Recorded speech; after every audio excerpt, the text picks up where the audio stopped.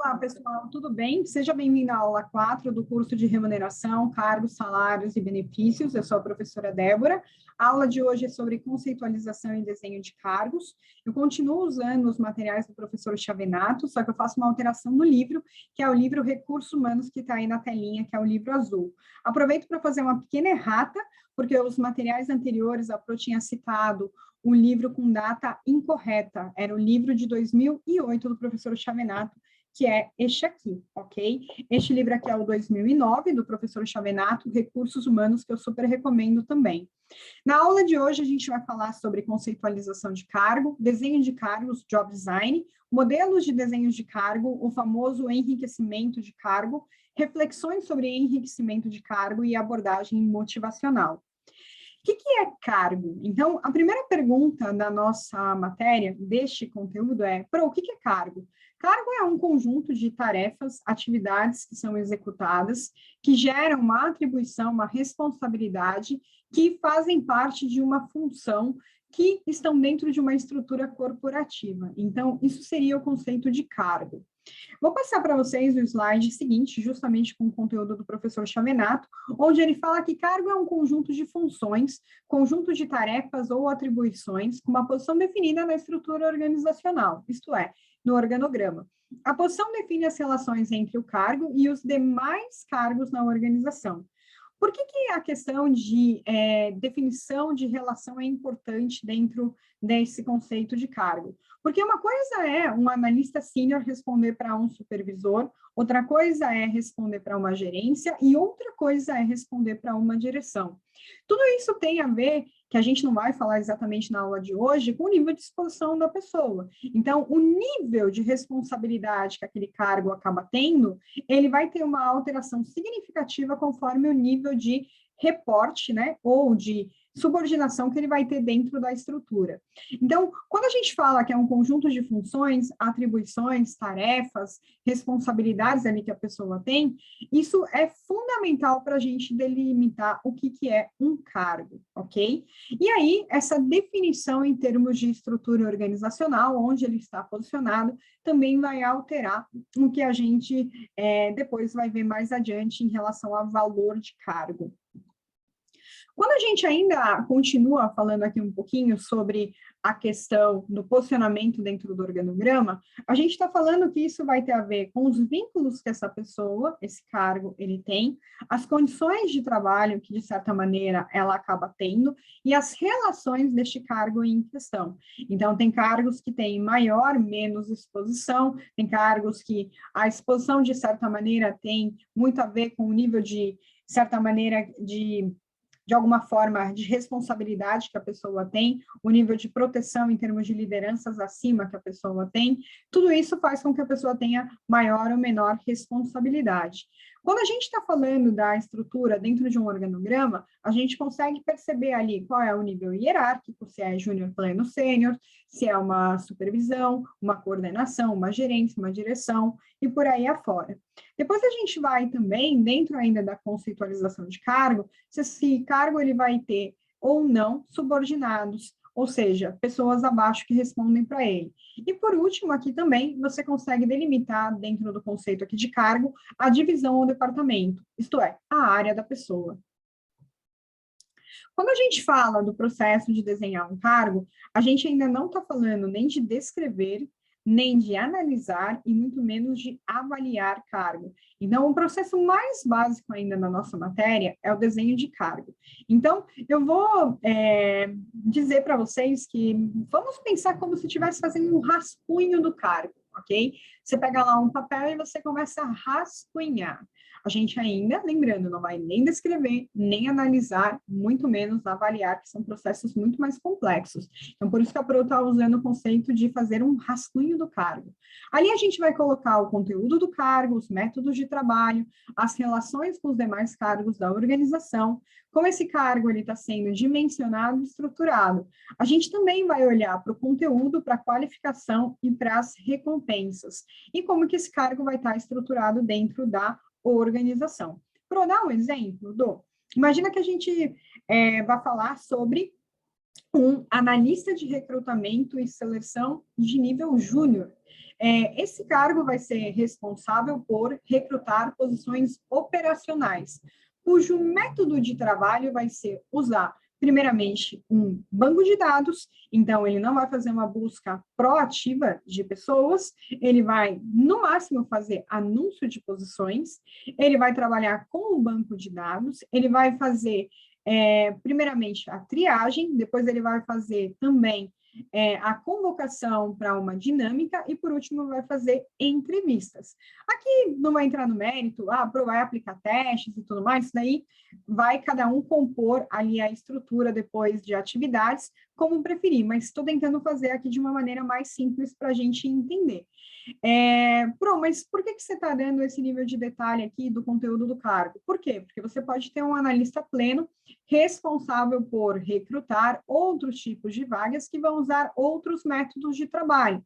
E aí, por último, você pode ter um analista sênior responsável por posições de especialistas ou de gestão que vai atuar com uma outra metodologia de trabalho muito mais robusta, que é o processo de hunting, de caça, que vai ter que fazer uma busca proativa de candidatos. Então, o desenho de cargo consiste em você olhar para a área e você começar a quebrar ali quais são os cargos possíveis que vão existir. E aí você começa a entender. Independente de qualquer coisa, essas 3 posições, elas vão responder para o gerente de recrutamento e seleção. Então, ela vai ter um nível ali no organograma que tem a estrutura gerencial acima, e esses 3 cargos, eles acabam sendo os cargos da área. Isso é o que a gente chama ali de desenho de cargo. Depois a gente vai entrar basicamente aqui bem rapidinho em termos de qualificação. O analista júnior ainda pode ser o analista que tem ali a formação acadêmica cursando ou completa. Já o pleno e o sênior precisa necessariamente ter ali a formação acadêmica completa. Aqui eu estou dando exemplos hipotéticos, ok?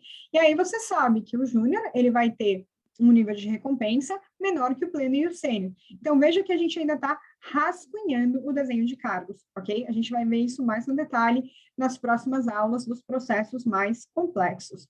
O desenho de cargo, então, basicamente é responder aí a 4 perguntas, se bem que no slide anterior eu fui mostrando para vocês mais detalhes. Quais são as atribuições e tarefas? Como desempenha essas atribuições e tarefas? A quem se reporta? Se tem ou não tem subordinado? Então, esse é o desenho de cargo, ok? É um esqueletinho ainda daquilo que a gente vai ver. Quando a gente entra nos modelos de desenho de cargo, a gente vai ver nesta aula 3 modelos: o modelo clássico ou tradicional, o modelo de relações humanas, que a gente vai ver mais humano, e a gente vai ver ainda o modelo contingencial. Então, tudo usando a metodologia aqui do professor Chiavenato, ok? Quando a gente fala do modelo clássico ou tradicional, a gente vai ter que olhar um pouquinho na história para a parte da administração científica, com Taylor e Fayol. Aqui, especialmente, faz ênfase no processo do Taylor, porque o Taylor foi o cara que ele olhou para tempos e movimentos, né? É o cara que você vai lembrar um pouquinho daquele filme Tempos Modernos, do Chaplin, onde você tem ali uma série de pessoas que estão numa linha de produção e elas fazem um processo de baixa complexidade. Esse modelo, o que ele traz? Ele traz, primeiramente, o conceito básico da administração científica, que é foco na estabilidade do processo produtivo, ênfase na eficiência. Então, o que é eficiência? Quando a gente fala da palavra eficiência, você primeiro tem que diferenciar ela da palavra eficácia.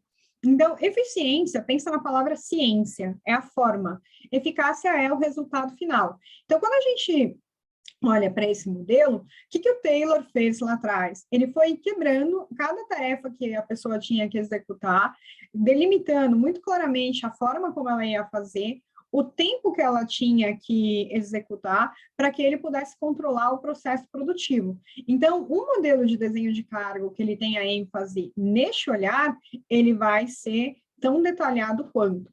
Eu posso dar um exemplo aqui para vocês, que é o McDonald's. Então, quando você vai trabalhar no Mac, por exemplo, para fritar batata, eu não sabe exatamente quantos minutos são, mas certamente tem um cartãozinho ali que informa quanto tempo fritar a batata e não dá abertura para que a pessoa fale assim, eu quero a batata mais moreninha, porque eu gosto mais. Não, a batata tem exatamente o tempo certinho para que ela fique ali na fritura. Esse é um exemplo de um olhar ao modelo clássico e tradicional. Qual que é o objetivo deste modelo ainda? É você fragmentar as tarefas no nível de simplicidade que gere excelência na execução. Por isso que as batatas estão sempre crocantes, né? Salvo quando esqueceram elas lá. Vamos lá. Falando aqui um pouquinho ainda para vocês da definição de métodos. A gente acaba olhando para essa posição quando tem um método a ser seguido, uma divisão de trabalho, onde você sabe exatamente onde começa e onde termina. Também existe muito claramente a diferença entre a execução, que é a área de operação, e a gerência, ok? Esse é o modelo tradicional ou modelo clássico. Qual que é a vantagem do modelo tradicional? Eu acho que a principal palavra seria a previsibilidade, a execução e a qualidade da execução. Então, é um modelo que ele tem, naturalmente, um apoio de tecnologia, né? Quando a gente falou lá do Charlie Chaplin, em tempos modernos, era uma outra tecnologia, mas certamente hoje, dentro de linhas de produção, você tem uma tecnologia muito mais robusta que vai apoiar que aquele cargo seja basicamente delimitado um nível de execução. Padronização das tarefas, então a pessoa pode sair, a Débora faltou, amanhã tem outra pessoa no meu lugar, e aí a batata sai ali de uma maneira perfeitinha. Então, a padronização das tarefas. E, por último, não menos importante, a redução de custo. Por que a redução de custo? Porque uma vez que tem excelência de execução, a perda ela é mínima, né? A qualidade esperada também ali de execução por hora ao homem também é claríssimo. Então, você consegue medir muito bem a qualidade daquela organização. Quais são as desvantagens? Então, você acaba tendo aí exatamente as críticas à administração científica, que é, nossa, é muito simples, nossa, eu estou trabalhando de forma isolada, eu nem interajo com o outro, o trabalho, ele é muito básico, eu não estou usando uma reflexão, um cognitivo maior, né, um nível de raciocínio maior, e por último, eu só tenho que fazer aquilo que o meu chefe pede, ele manda, eu obedeço. Então, são essas críticas e essas desvantagens que a gente vê no modelo clássico ou tradicional, ok? O que eu acho que é importante trazer aqui para vocês? Não existe certo ou errado em termos de modelos de desenho de cargo. Sempre a Pro vai falar para vocês que vocês têm que conhecer o negócio que vocês trabalham. Por quê? Porque ainda hoje, alguns modelos de organização requerem um modelo clássico e tradicional. Então, quando você está falando de você ter uma organização que ela demanda mais criatividade, você vai para outros modelos. Quando você vai falar de uma organização que ela demanda uma previsibilidade e um segmento de regras e processos, você vai para o modelo tradicional. Então, não existe aqui um certo ou errado, mas sim aquilo que é bom para o seu negócio. Quando a gente vai para o segundo modelo, o modelo humanístico, a gente entra na teoria das relações humanas, que vem depois justamente da administração científica ali de Taylor e Fayol, vem o Maio justamente fazendo as críticas para aquelas teorias. Pô, todo mundo reclama lá na linha de produção, que o negócio é meio previsível, né? As pessoas querem fazer parte de um grupo social, elas querem poder interagir, elas querem poder conversar. Olha, a gente descobriu aí que tem uma pessoa que lidera, e não necessariamente é o líder, é o cara que influencia. Olha só, as pessoas elas também alteram a linha de produção com base nas recompensas, sejam elas as simbólicas ou sejam aquelas percebidas. A Pro não vai falar muito aqui sobre o Elton Maio, mas ele fez aí um experimento justamente para identificar essas questões. Ele, numa linha de produção, ele fez alteração não só de condições de iluminação, ele fez também alteração no modelo de recompensa, justamente para perceber se tinha ali a alteração na linha de produção e de resultados. E sim, ele descobriu que tinha. Então, o modelo humanístico, ele passa a escutar mais as pessoas, justamente entendendo que elas querem se sentir parte do processo, que elas não querem ser parte ali da operação de uma máquina, elas querem usar o cognitivo delas. Então, qual que é o olhar para este modelo? Ele busca uma interação com o meio, ele busca entender qual é a relação de conexão de um cargo com o outro, como que as pessoas elas trabalham, quem são as pessoas que têm uma influência nos grupos sociais, para que elas também possam exercer ali, de repente, uma função com maior responsabilidade, e você ir monitorando o resultado da sua linha de trabalho, da sua produção, da sua área de atuação. É um modelo baseado na comunicação, então você tem ali alguma alteração com base no que o colaborador ele também traz como feedback, ok? Esse modelo aqui, a gente pode até dizer que é um segundo momento ali do modelo. O terceiro momento, que é o modelo contingencial, é o modelo mais aqui moderno, de acordo com as referências que a Pro trouxe, então a Pro não vai abrir para coisas muito mais modernas agora, mas a gente está falando do modelo contingencial, que ele vai olhar para quê? Ele vai olhar para a tarefa, então, sempre que a gente for desenhar um cargo, a gente tem que olhar para a tarefa, a gente não pode se dar o luxo de olhar só para a pessoa, né? A gente vai olhar também para a pessoa, então a gente tem esse olhar de entender o que motiva, e a gente vai olhar se a estrutura alcança, permite essa forma de trabalho. É um modelo dinâmico, então são para organizações que elas estão vivas e elas acabam tendo que fazer alteração nas suas estruturas de cargos, salários o tempo todo, praticamente, porque o negócio tem uma dinâmica muito específica. Ela é um modelo que ele gera alguns desconfortos, a gente não pode falar que não, porque, de repente um cargo, ele é um cargo de supervisão, depois passa para gerência, depois a gente cria um cargo de analista sênior que faz quase a mesma coisa, e aí como é que a gente explica tudo isso para o colaborador? A gente explica com base na própria linha do tempo que a empresa vai vivenciando. Então, a gente tinha ali um analista sênior que era muito bom naquilo que fazia, de repente essa pessoa, ela pode dar um crescimento, mas não um crescimento ainda para gerência, mas dá para um crescimento de supervisão, e aí você recompensa aquela pessoa e coloca ela numa primeira liderança. Quando essa pessoa amadurece, você coloca lá também uma posição de gerência, e aí essa pessoa saiu, e aí você tem que voltar para uma posição de gerência e voltar para uma posição de analista sênior, contratando a gerência de mercado. Esse é um exemplo de um modelo contingencial. Você acaba lidando muitas vezes com a necessidade do negócio naquele momento, com as competências que você tem dentro da organização, com o nível de recompensa que você também pode dar para as pessoas. Não é muito sustentável você fazer com que as pessoas dobrem de salário, então você cria ali estruturas intermediárias para que ela vá acomodando e crescendo dentro do potencial dela, alinhado aos riscos do negócio.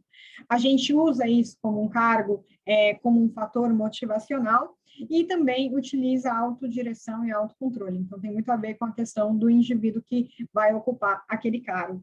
Quais são as dimensões que o professor Chaminato traz? Primeiro, a questão do nível de habilidade, né, a variedade de habilidades que você tem dentro da sua estrutura, área de talentos, o nível de autonomia que as pessoas têm, então tem pessoas que demandam mais liderança próxima, tem pessoas que demandam menos liderança próxima, as que demandam mais liderança próxima, naturalmente, elas vão precisar de um modelo de cargo mais delimitado. As que têm um nível de autonomia maior, elas podem ali ter um nível de responsabilidade diferenciado. Qual é o significado que as pessoas veem para determinadas tarefas e a identidade? Então, aqui a gente também pode dar o exemplo, a gente não tinha o cargo de analista ou especialista de e-social, de repente a gente criou como? A gente criou olhando para alguém que tinha aptidão, motivação para fazer aquela tarefa. Mas Pro, nem existia a e-social, como que a gente olhou? Aquela pessoa de folha de pagamento que tinha uma facilidade com o sistema, que gostava de novos projetos, que gostava de fazer alguma coisa fora da rotina, e aí a gente puxou aquela pessoa entendendo que ela tinha algumas características que poderiam lidar com o projeto, e ela ficou super feliz. Então, esse é o modelo contingencial. No que diz respeito à retroação, é que sempre a gente tem que observar o ciclo completo, então você toma uma decisão como RH, você tem que acompanhar, monitorar, caso gere algum risco para a pessoa ou para o negócio, você vai ter que dar um passo atrás e alterar de novo a tua estrutura de cargos e salários. Dando continuidade, a gente vai falar sobre um conceito muito legal aqui, que é o enriquecimento de cargo. Então, a primeira coisa que eu queria trazer é que enriquecimento de cargo, ele só deve acontecer se você estiver falando de estruturas organizacionais que têm um olhar muito cuidadoso com o colaborador, que tem um olhar de médio e longo prazo no desenvolvimento e na recompensa do colaborador, não meramente colocando tarefas sem que a pessoa tenha um aumento de salário no futuro, sem que a pessoa tenha um acompanhamento no seu desenvolvimento, etc. e etc. Então, o que é um enriquecimento de cargo? É você olhar para um cargo e falar assim, opa, peraí, dentro desse cargo existe uma pessoa, ou dentro dessa responsabilidade dessa pessoa tem um cargo. E essa pessoa, eu estou preparando ela para níveis acima, ou essa pessoa ela tem a capacidade de absorver novas funções. Como é que a gente olha para isso? Então, primeiro, vamos começar nos processos aqui um pouco mais simples. Eu vou dar o exemplo da folha de pagamento para a posição de quem cuida de admissão.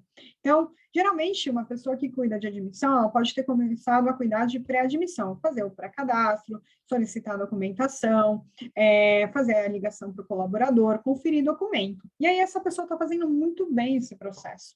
E aí, você olha para aquilo e fala assim, opa, peraí, essa pessoa agora vai fazer a admissão também. De repente, essa pessoa já começou a fazer a admissão, ela está fazendo muito bem. Aí você fala assim, oxa, peraí, eu posso colocar essa pessoa também para fazer uma parte de benefícios, fazer pelo menos os benefícios iniciais ali da admissão. Não só cadastrar a pessoa, mas dar o setup ali dos benefícios. Então, este é um exemplo de trabalho posterior e trabalho anterior, que, dependendo da ordem, a gente enxerga dessa forma, né? Que a pessoa acaba recebendo mais responsabilidade e ela faz aquilo feliz, ela faz aquilo bem e ela vai ganhando mais musculatura dentro da função que ela exerce. Um outro modelo são os modelos aqui verticais. Então, quando a gente fala de uma pessoa que ela está fazendo uma folha de pagamento, ela pode fazer uma folha de pagamento ali no Excel, ela pode fazer uma folha de pagamento num sistema. Infelizmente, até os dias de hoje, a gente ainda vê pessoas fazendo folha de pagamento no Excel. E aí, você vai lá e coloca uma automatização. Quando a Pro usou a expressão infelizmente, é porque é muito risco fazer uma folha de pagamento no Excel. Então, é muito mais seguro você fazer uma folha de pagamento num sistema. E vai sobrar tempo para que essa pessoa possa fazer outras atividades de maior valor agregado. Provavelmente ela vai ficar feliz, porque além de ter reduzido o risco dela em fazer uma folha de pagamento no Excel, ela vai ganhar atividades que tenham maior valor agregado. Então, delegar ou automatizar tarefas são formas de você enriquecer o cargo. Vamos colocar ainda aqui mais um exemplo sobre a questão de delegação. Você ganha um estagiário para você começar a cuidar, ter uma liderança, e aí você passa uma atividade administrativa de input no sistema para essa pessoa. Isso é um enriquecimento do cargo. Você vai começar a usar o seu tempo para atividades que têm uma qualidade de análise maior. Isso vai ser importante não só para o desenvolvimento daquela pessoa que recebeu a delegação, como também para o teu desenvolvimento, que você vai ter mais tempo para fazer coisas que agregam mais valor. Quando a gente fala ainda da parte vertical, a gente fala sobre mais responsabilidades.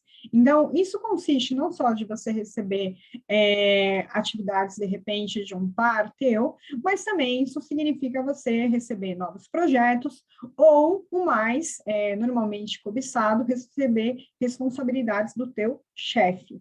Por que isso acontece? E aí, por isso que a Pro começou falando desse assunto como algo que é muito importante ser feito em empresas que tenham um olhar cuidadoso. Você vai dar mais responsabilidade para uma pessoa, você vai delegar algumas tarefas de uma liderança para alguém que ali na frente pode ocupar esse cargo. Então, você não faz isso para passar tarefas de baixo valor agregado, você faz isso com uma intenção que é desenvolver essa pessoa para ocupar cargos maiores mais ali na frente. Então, isso significa mais responsabilidades. Aqui, por exemplo, é a questão de você ficar na função do seu líder, da sua líder, no momento de férias dele. Poxa, Pro, mas é pesado, mas estão te desenvolvendo. Ninguém deixaria você na posição do seu líder em um momento de férias se não fosse confiar no teu potencial, que você vai ser capaz de fazer a coisa certa, né? Naturalmente, de uma forma controlada, mas fazer as coisas certas. Quais são as reflexões que a gente tem aqui em relação a enriquecimento do cargo? Então, quando a gente acredita que uma pessoa pode receber mais atividade, a gente precisa ver, primeiramente, o ponto de sobrecarga. Então, o quanto que essa pessoa ela já faz muita coisa e ela vai receber mais coisas para ela fazer. Se você estiver falando de ela receber novas coisas e o tempo dela já estava escasso, provavelmente isso vai gerar uma angústia, uma ansiedade, uma exaustão muito grande. Então, primeira coisa para você passar mais tarefas é você ver quanto de carga essa pessoa já tem. Se essa pessoa, você precisa passar mais tarefas porque você está treinando, desenvolvendo ela para o futuro, você tem que tirar alguma coisa, porque senão não é sustentável. Qual que é o ponto sobre antecipação de papéis? Então, eu dei o exemplo que você ficou cuidando da sua equipe no momento de férias do seu gestor, da sua gestora. Então, você tem ali que, de alguma forma, ter recebido as instruções mínimas essenciais para antecipar o seu papel de líder. Ah, então, em caso aconteça determinada situação, você vai fazer isso. Caso aconteça determinada situação, você vai fazer aquilo. Caso você não saiba o que fazer, você vai procurar fulano de tal. Essas são pequenas questões aqui que são fundamentais para que você antecipe papel de forma consistente e de forma segura. Senão, mais uma vez, você vai gerar angústia, você vai gerar ansiedade. A gente não pode desprezar também o efeito erro, né? Então, uma pessoa que ela está sendo colocada num papel que ela ainda não exerce, ela vai estar em processo de aprendizagem. Então, ou você acompanha de perto essa aprendizagem, ou ela também vai ter risco para a pessoa e para o negócio. Para a pessoa, esse monte de sentimento que não vai ser nada bom, e para o negócio, riscos que podem ser graves ou não, né? Então, a atuação despreparada, se você não antecipou quais são as necessidades que essa pessoa vai ter quando ocupar determinada função, se você não foi explicando para ela quais são as alterações em termos de comportamento, em termos de entrega, como que você gerencia determinados problemas, você vai gerar um enriquecimento de cargo que não vai ser saudável.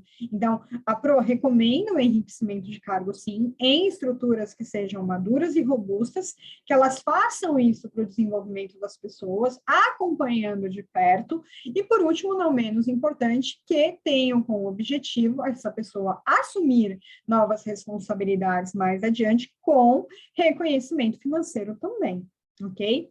Qual é uma última reflexão aqui sobre esse processo de análise do enriquecimento de cargo mais cuidadosa? É justamente a questão do passivo trabalhista. Então, a PRO não vai falar nem só da análise do sindicato, mas também a análise de um eventual processo trabalhista. Eu não vou entrar nesse mérito no detalhe, porque é super complexo, mas, basicamente, a pessoa teve acúmulo de função? Não necessariamente, turma. A pessoa está tendo ali uma alteração de escopo em virtude de uma alteração no negócio, que também está tomando seus cuidados. Então, às vezes, essa questão de análise do sindicato, de acúmulo de função, ela tem que ser feita com um pouco mais de cuidado. Ah, você tinha duas pessoas fazendo uma tarefa e aí, de repente, tem uma? Ok, mas você tem ali, primeiro, um descritivo de cargos que mostra certinho o que a pessoa deveria fazer, você tem ali uma avaliação de desempenho que mostra que aquela pessoa não estava performando, desempenhando a contento, por isso que ela saiu, e aí, quando essa pessoa sai, você percebe que aquela função daria para ser agrupada com outra. Então, essas análises elas têm que ser bastante cuidadosas. Felizmente, hoje, não só do ponto de vista de sindicato, quanto do ponto de vista também ali de juízes de trabalho, eles olham para a organização como um todo. Então, como a organização está em termos de políticas de recursos humanos, como a organização está em relação a instrumentos de controle dos processos de RH, tem políticas escritas, não tem, tem avaliação de desempenho, não tem, como que a empresa lidou com o colaborador, quais são as alterações salariais que a pessoa teve. Então, tudo isso pode ajudar a empresa a mostrar que é um processo sério e que não foi um processo que ela basicamente usou ali, colocando mais tarefas sem que houvesse um cuidado. Então, são essas reflexões que eu faço em relação ao enriquecimento de cargo. Para a gente terminar, ainda fala sobre aqui a questão de desenho de cargo ter um olhar motivacional. Então, hoje em dia, cada vez mais o colaborador, ele é escutado. Então, nessa questão de ser escutado, por isso que a gente tem que ter sempre o cuidado de ser ganha-ganha, de ser uma organização madura, ser uma organização que está preocupada, a gente escuta muito as pessoas, então a gente também tem que olhar para que reduz o risco do negócio, né? A gente, às vezes, toma uma decisão de escutar o colaborador e aí depois o colaborador processa a empresa, então a gente tem que tomar um pouco de cuidado nessa parte. Então, essa parte, ela parte do pressuposto que existe uma relação de confiança muito grande entre colaborador e empresa, uma relação de segurança de negócio, que a empresa ela está fazendo as coisas de uma maneira muito correta e que ela passa a olhar para o colaborador como um construtor também, um protagonista no que diz respeito à construção da cultura organizacional e do que ela executa ali no dia a dia. Então, você olha para o teu colaborador e questiona ele, fala assim, vem cá, como é que você percebe a tarefa que você realiza? Qual é o significado dela para você? Você percebe valor nessa tarefa que você realiza? Você consegue perceber o quanto que a sua função, a sua tarefa, ela tem de impacto na organização? Você consegue perceber o nível de responsabilidade que você tem? Pode parecer uma tarefa simples, mas é uma tarefa que ela tem um impacto no negócio alto. E por último, a hora que você vira e fala para a pessoa, se você está vendo o que você está aprendendo com essa jornada, você está vendo qual é o conhecimento gerado do teu resultado, você está percebendo o seu progresso em termos de competência? Então, a abordagem motivacional, ela traz esse olhar de perceber aquilo que é importante para a pessoa, para o desenvolvimento dela e para o negócio, partindo do pressuposto que são relações sólidas de confiança e que todo mundo quer o bem mútuo, ok? Esse é um pouquinho do conteúdo da matéria de hoje. As próximas aulas, elas são mais complexas ainda, e aí, se você tem dúvida, deixa nos comentários. Se tem algum ponto que não ficou claro, deixa o seu feedback também, para que a gente consiga melhorar aqui algum ponto que ficou alguma dúvida. Eu deixo aqui ainda, mais uma vez, os livros do professor Chaminato, que eu recomendo para essa matéria, e eu agradeço se você ficou até aqui. Se você quer assistir às aulas anteriores, pegue lá no YouTube, que tem os links em relação às aulas anteriores. Muito obrigada e um abraço.